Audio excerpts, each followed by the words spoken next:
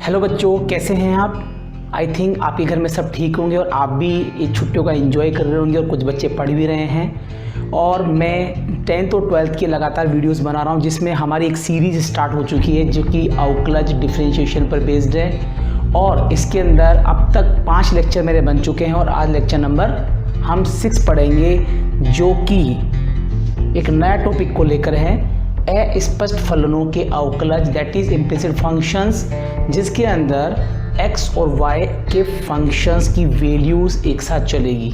ठीक है, तो उन क्वेश्चंस को अपन यहाँ पर डिस्कस करेंगे। तो आइए हम यहाँ पर इस टॉपिक पर इस पे आधारित हम कुछ क्वेश्चंस करते हैं, जिसमें आपका फर्स्ट क्वेश्चन है x cube x square y x y square plus y cube is equal to 81। ये जो क्वेश्चन है, इस क्वेश्चन के अंदर आप देखेंगे कि डी बाई डी एक्स यहाँ पर पहले से ही है और दूसरा केस में एक्स वाई मिक्स चल रहा है। अब तक तो सारे क्वेश्चनों को अपन वाई मान के करते थे, जैसे मैंने लिखा कि आपको इसका डिफरेंशियल करना है, इसका अवकलन करना है, तो इसके अंदर आप क्या करते थे, सिर्फ क्वेश्चन इतना सा होता था, आप उसे अपने मन से वाई मानकर आप उसे सोल्व करते थे, ये नहीं होता था। बट यहाँ पर x और y पहले से ही मिक्स है। ठीक है, तो ध्यान से देखना कैसे करना है। सबसे पहले यहाँ पर क्या करेंगे, एक लाइन आपको सबसे पहले इसका डिफरेंशियल करना है, तो एक लाइन आप हमेशा लिखें x के सापेक्ष अवकलन करने पर। ठीक है, ये हमको यहाँ पर लिखना है, या हम इसको इंग्लिश में भी लिख देते हैं क्योंकि दोनों लैंग्वेज को यूज़ करेंगे। Differential with respect to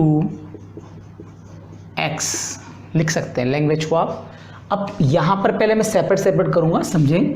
D by d x x cube d by d x, क्योंकि हम x के लिए कर रहे हैं ना, x square y plus d by d x x y square plus d by d x y cube बराबर d by d x is equal to 81।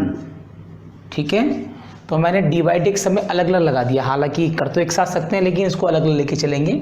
सबसे पहले ये x की वैल्यू है, ये दोनों सेम है, x x है, तो हमें सिर्फ पावर का फॉर्मूला लगाता है। क्या लगाते हैं, पावर आगे लेते हैं और पावर में से एक कम करते हैं।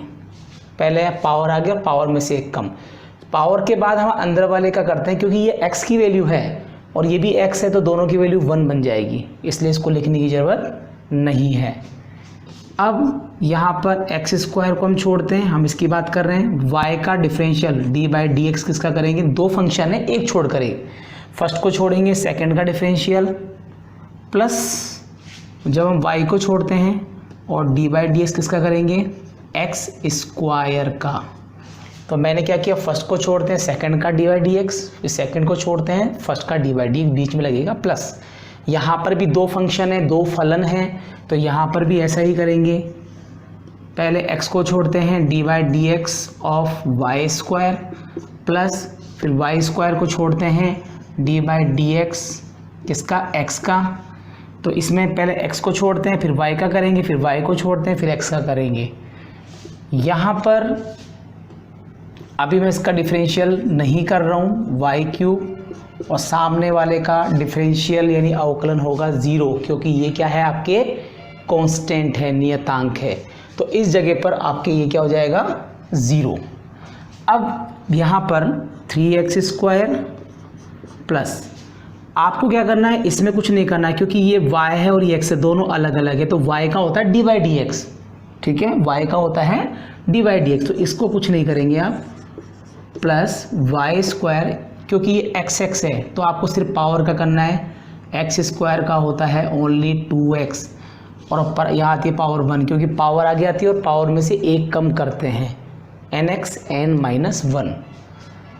यहाँ पर आप देखते हैं, लेकिन अब की बात पहले पावर का करेंगे, जैसे एक्स स्क्वायर का 2x होता है तो वाई स्क्वायर का होता है 2y1, बट इस y का भी करना पड़ेगा क्योंकि हम x के लिए कर रहे हैं, जबकि यहाँ पर क्या है, y है, तो इस y का करेंगे d by d x, y का होगा dy upon d x, y का होगा dy अपॉन डी एक्स।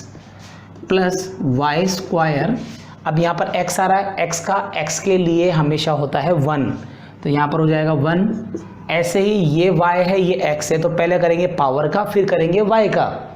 तो पहले 3y स्क्वायर, पावर आगे, पावर में से एक कम, और फिर y का भी करेंगे आप dy बाय dx, और सामने की तरफ पहले से ही इसका डिफरेंशियल क्या हो चुका है, 0। अब हमारा फोकस क्या है, क्योंकि आपको निकालना है dy dx, तो dy dx के लिए आपको dy dx, ये dy dx और ये dy dx के टर्म्स, इनके पदों को एक जगह करना पड़ेगा। तो सबसे पहले मैं dy dx वाली चीज़ें देखता हूँ कौन कौन सी, और dy dx कॉमन भी ले लेता हूँ।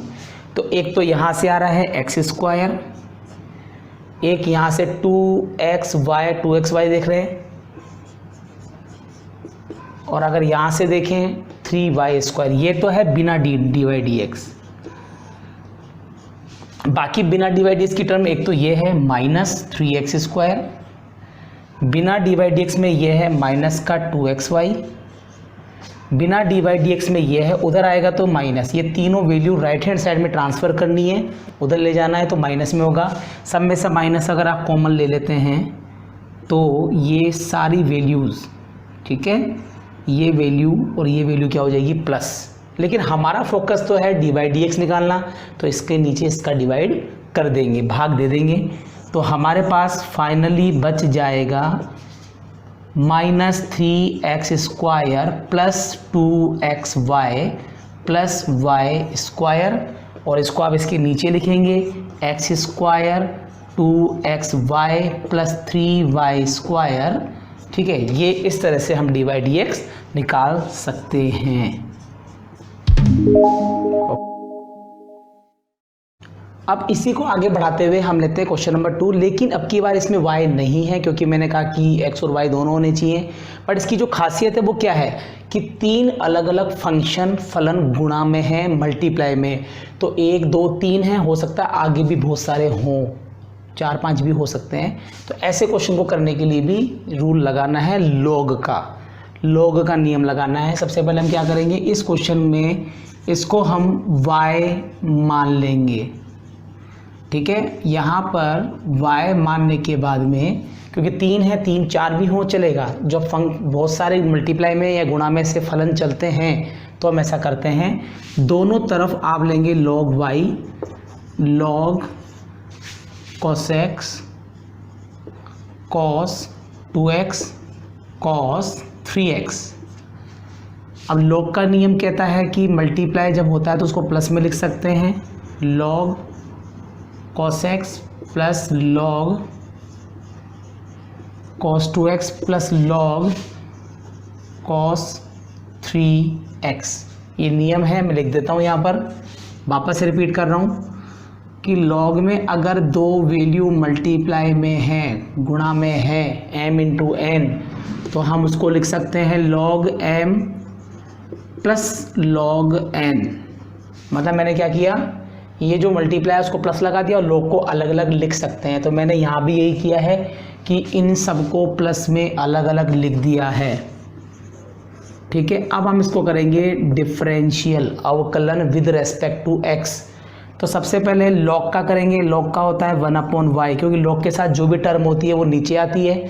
फिर y का करेंगे, y का क्या करेंगे, y का करेंगे dy dx, y का, तो ये लिखेंगे dy dx, ठीक है। अब पहले हम log का करेंगे, log का क्या होता है 1/cos x। पहले मैंने क्या किया है, log की वैल्यू नीचे आती है, लेकिन अब मुझे cos का भी करना पड़ेगा। cos का क्या होता है माइनस साइन x, log का 1/cos, फिर अंदर जो है उसका भी करना पड़ेगा, इसे चेन रूल बोलते हैं, आपको ध्यान होगा। इसी तरह से log के साथ जो भी है उसको हम नीचे लिखेंगे cos 2x, फिर cos का करेंगे माइनस साइन 2x, फिर x के साथ जो भी है 2 उसका भी आएगा, तो 2 मतलब 2x का भी करेंगे तो 2 बच जाएगा, x के साथ जो भी है वो आगे आता है, प्लस इसी तरह से ये तो रूल लग गया।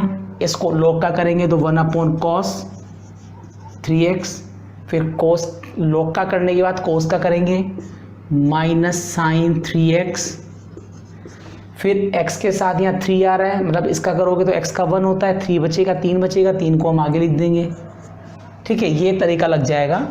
इस जगह पर dy dx is equal to y, इस y को हम ऊपर ले जाएंगे, अंदर क्या बचेगा, अंदर बचेगा minus sine x upon cos x, या माइनस का 2 sign 2x upon cos 2x, यहाँ पर भी माइनस में आ रहा है, माइनस का 3 साइन 3x, और नीचे बचेगा हमारे पास कॉस 3x। इस तरह से 3 अलग अलग वैल्यू बचेगी। सब में से पहले माइनस कॉमन लेंगे, लेकिन उससे पहले y की वैल्यू क्या थी, ये इसको एज इट इज लिखेंगे, लेकिन मैंने माइनस भी कॉमन ले लिया, और सामने क्या चल रहा है, सामने चल रहा है आपके पास dy बाय dx। तो माइनस जैसे कॉमन लेते हैं तो पैसे तो साइन बाई कोस क्या होता है, 10 होता है, तो 10x, फिर यहाँ पर हो जाएगा आपके पास tan 2x, क्योंकि यहाँ पर 2 चल रहा है, साइन बाई कोस 10 होता है, यहाँ 3 चल रहा है, तो 3 tan 3x। ठीक है, इस तरह से हम इस टाइप के क्वेश्चन का भी डिफरेंशियल कर सकते हैं, लेकिन इसमें y नहीं था, लेकिन जब बहुत सारे फंक्शन मल्टीप्लाई में हो तब ये रूल अपन यहाँ पर लगा सकते हैं। इसी में हम ये तीसरा क्वेश्चन लेते हैं, थर्ड क्वेश्चन, जिसमें भी इस तरह के रूल्स लगा सकते हैं जो कि लॉग से रिलेटेड, जैसे मल्टीप्लाई में था, गुणा में था, वैसे इसके अंदर ये रूट में आ रहा है। दिखने में बहुत ज़्यादा डरावना है, कॉम्प्लिकेटेड है। अब डरने की इसमें ज़रूरत नहीं है, बहुत आसानी से क्वेश्चन सॉल्व होते हैं। सबसे बढ़िया तरीका क्या है कि इसको पहले आप y माने, ठीक है, y मानकर, इसमें मैं अस्पष्ट के अलावा इसमें लॉग के क्वेश्चंस भी चल रहे हैं, 2 चीज़ें एक साथ यहाँ पर चल रही हैं। ठीक है, तो इस चीज़ को अपन यहाँ देखेंगे कि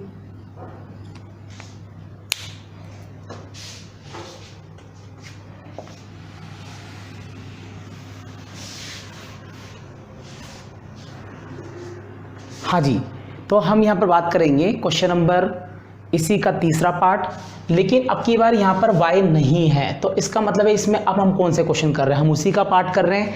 बस इसमें फ़र्क ये है कि ये क्वेश्चन दिखने में बहुत डेंजरस है, इन्हें कहते हैं लॉग के क्वेश्चंस, यानी कि लॉग वाले क्वेश्चनों को हमें सोल्व करना है, लॉग लेकर।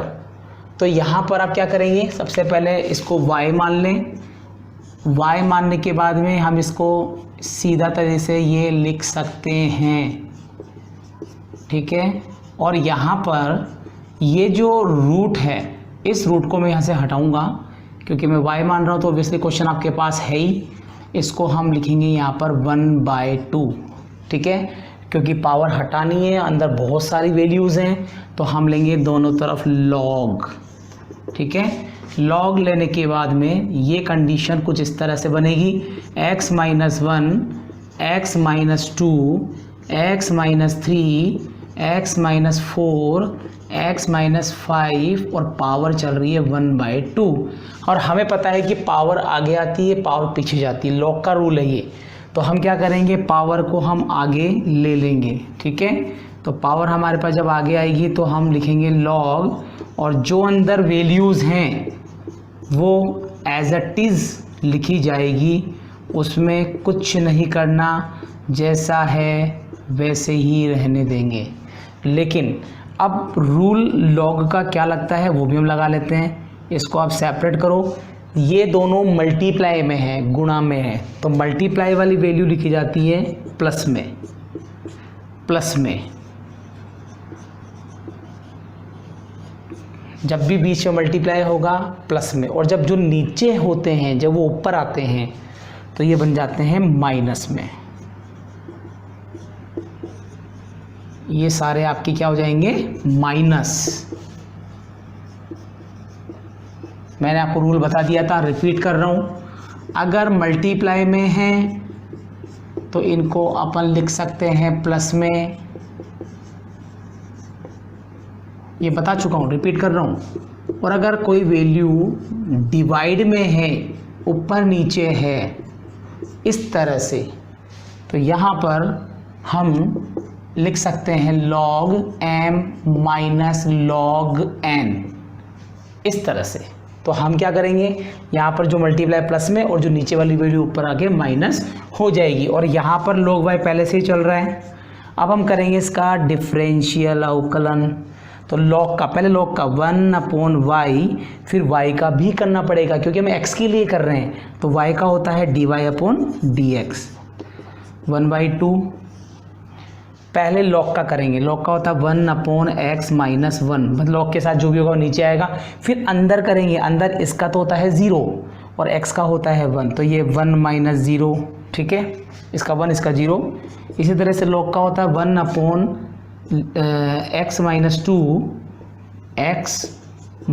- 2 और फिर हम क्या करेंगे, अंदर वाले का भी करेंगे, इसका तो होगा 1, इसका हो जाएगा 0 क्योंकि ये कांस्टेंट है। सिमिलरली इसका करते हैं x - 3, log के साथ नीचे आ जाएगा, इसका हो जाएगा 1, इसका हो जाएगा 0, तो 1 - 0। इसी तरह से इस log का 1/x - 4 और फिर आप इसका भी करेंगे तो x का हो जाएगा अपने पास में 1 और इसका हो जाएगा 0। इसी तरह से इसमें इसका करेंगे तो ये हो जाएगा अपने पास x - 5 और इसका करते हैं तो ये आ जाएगा 1 - 0। वही तरीका हम लगा रहे हैं और यहाँ पर dy/dx और ये जो y है इसको हम यहाँ पर ले लेंगे y/2 और हमारे पास अब क्या टर्म्स बच रही है, क्या बच रहा है, x - 1 plus x - 2 minus x - 3 minus x - 4 minus x - 5, ये हमारे पास बचेगा। बट इसका जो फाइनल, ये तो है फॉर्मूला, बट इसका जो फाइनल आंसर होगा वो होगा dy/dx इज इक्वल टू, आपको y की वैल्यू एज इट इज उठा के, ये y माना था, इसको y माना था, ये ऐसे कैसे उतार देंगे, और साथ में 1/2 भी चल रहा है, तो 1/2 को अलग करके रूट में ये ऐसे कैसे लिख देंगे, ठीक है ना। इसको, ये जो टर्म्स हैं इसको एज इट इज आप लिख देंगे और इनटू में जो ये टर्म्स चल रही है इनको आपको लिखना पड़ेगा। तो 1/x - 1 plus 1/x - 2 minus 1/x - 3 minus x - 4 minus x - 5 और ये आपका हो गया dy/dx। क्योंकि हम निकाल ही dy/dx रहे हैं तो ये कंडीशन लगाएंगे। तो इस तरह के क्वेश्चन भी जो कॉम्प्लिकेटेड दिखते हैं, जो टफ दिखते हैं, उनमें भी कई बार इस तरह की कंडीशंस लग जाती है, लेकिन यूज़ किसका हो रहा है, log का।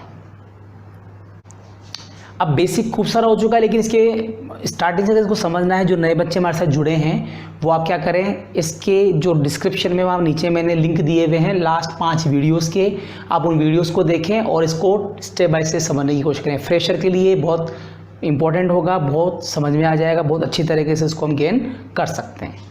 ठीक है, थैंक यू।